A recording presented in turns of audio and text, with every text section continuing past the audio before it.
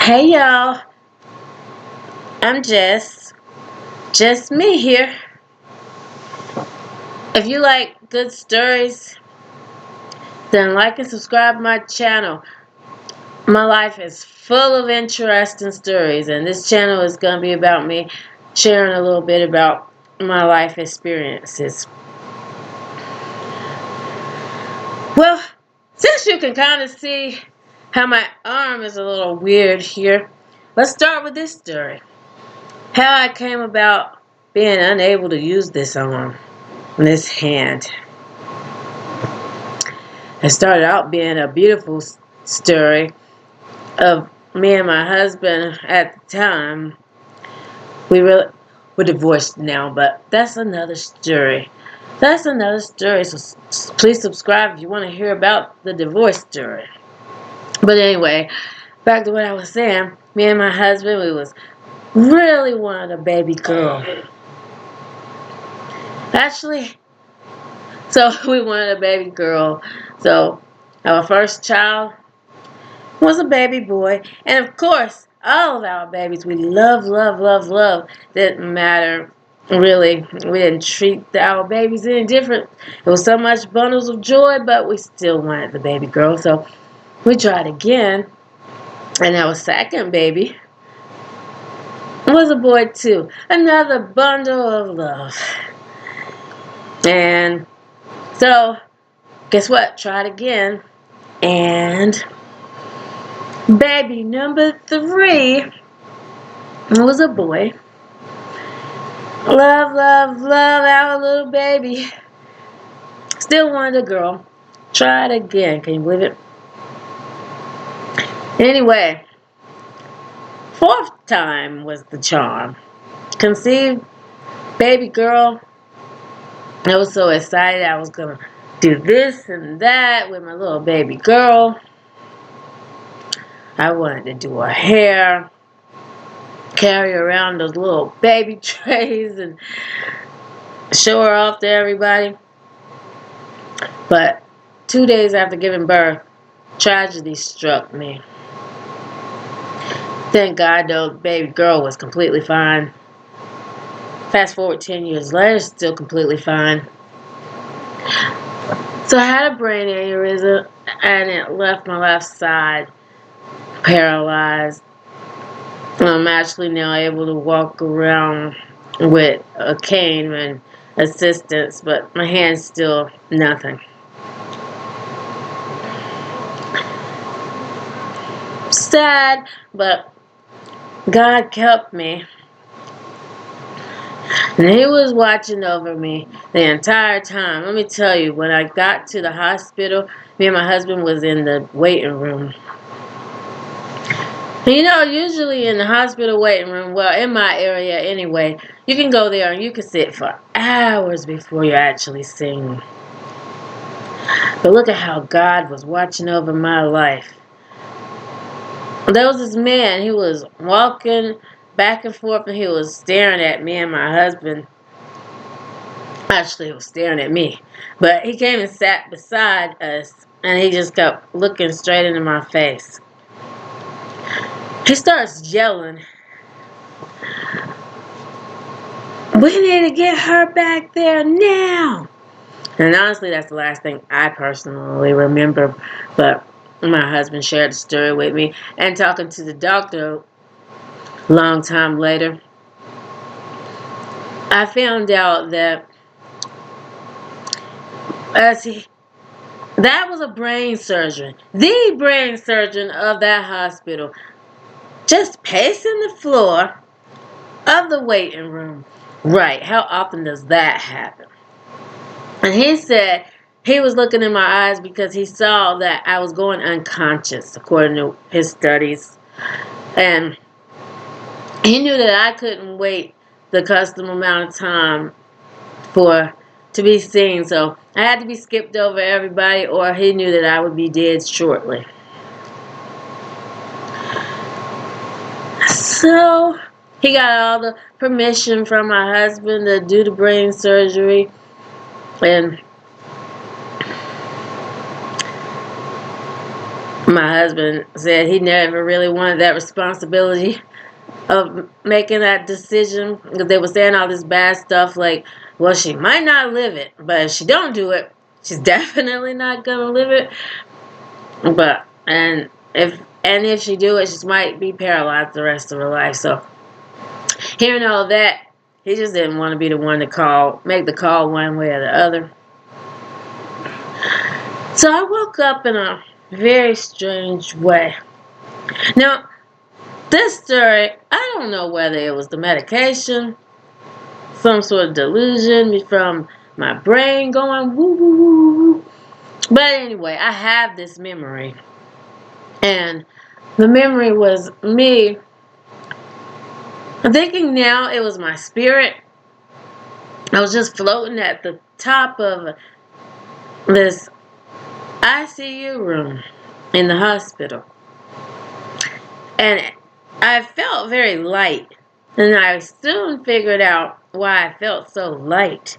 Because something was missing. And I looked down. As I looked down, I saw my body laying on a hospital bed.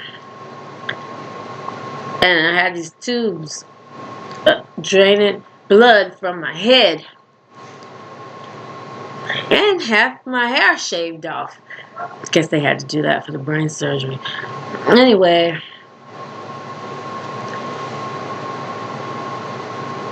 my spirit was just off somewhere, but my belief is God called me back, stopped me in my tracks, because I heard this voice, and it said, "This too shall pass."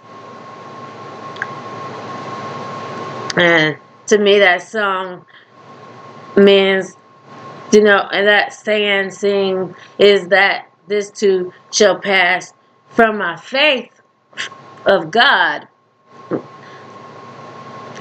So when I heard that, I kind of slowly floated back down and got positioned in my body. And my very next memory was of me being fully conscious and looking to my side and seeing my husband at the time there beside me, who filled me in on the entire story about what happened. And I also found out that my brother was just there visiting me, and he had been there like the whole time I was there. But he was the one that was actually there singing this song, "This too shall pass." And I guess it got in my spirit. My brother's a preacher. He also prayed over me, and God heard his prayer.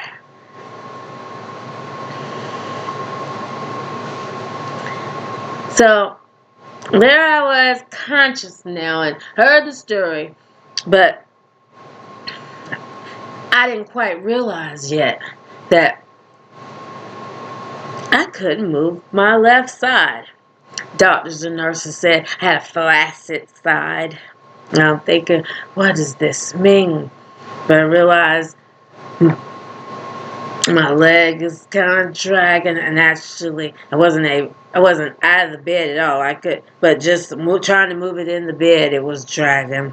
In my hand, there was no movement. And this really saddened me because I just had a brand new baby. And not just any baby, but the baby girl I wanted. How am I going to do her hair if this hand don't work?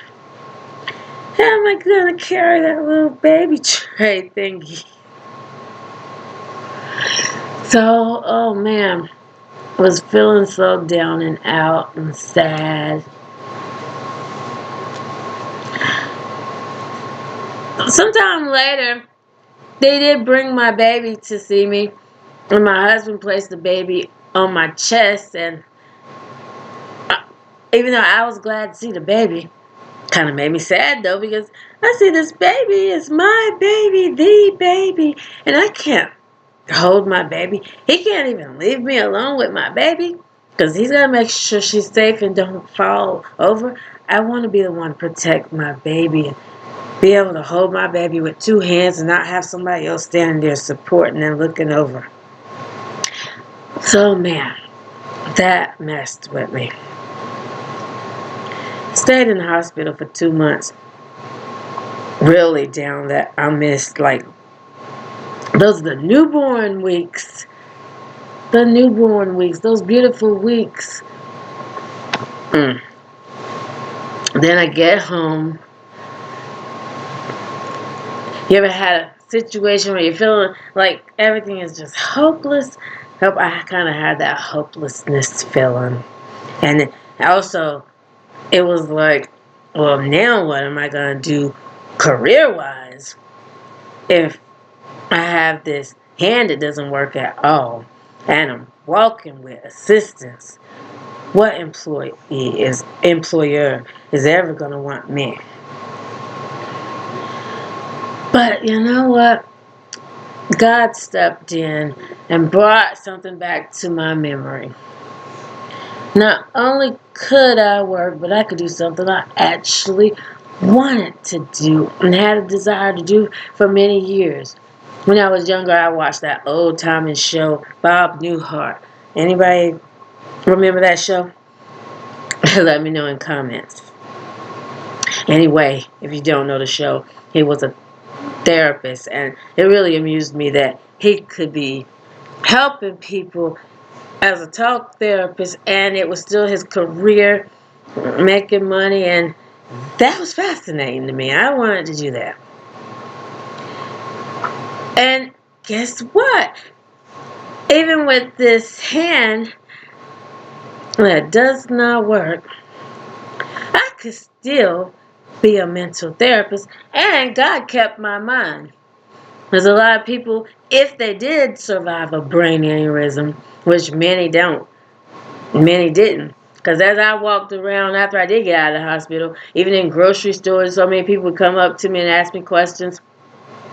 And somebody would always say, I know somebody that had the brain aneurysm and they dead now. So the ones who did live, a lot of them didn't have a good memory, a mindset to learn. God kept my brain intact, and I went to school, got my master's degree in clinical mental counseling. Was not an easy task. Absolutely horrible. Not horrible. I enjoyed learning that trade. I did. But it was tough getting through it. But I made it by the grace of God. Ooh, that final test though. NCE I had to take for the state of North Carolina. Man, it's this 2-hour test. No, sorry, it's a 4-hour test. 200 questions. But I got that all done. And now I'm a licensed clinical mental therapist. LCMHCA associate. I'm a licensed associate.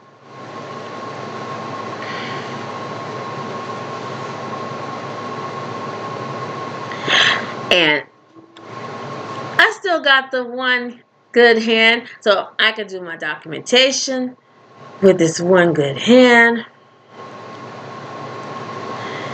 Got a small little office, so can kind of walk around there good enough, and I'm okay. Thanks for listening to my story. Please like and subscribe for more stories. Oh, out of all these years, I got a lot of stories. I love guessing games, by the way. Guess how old I am. I'm curious to know how old I look. So please leave the age you think I am in comments. Well, bye, y'all.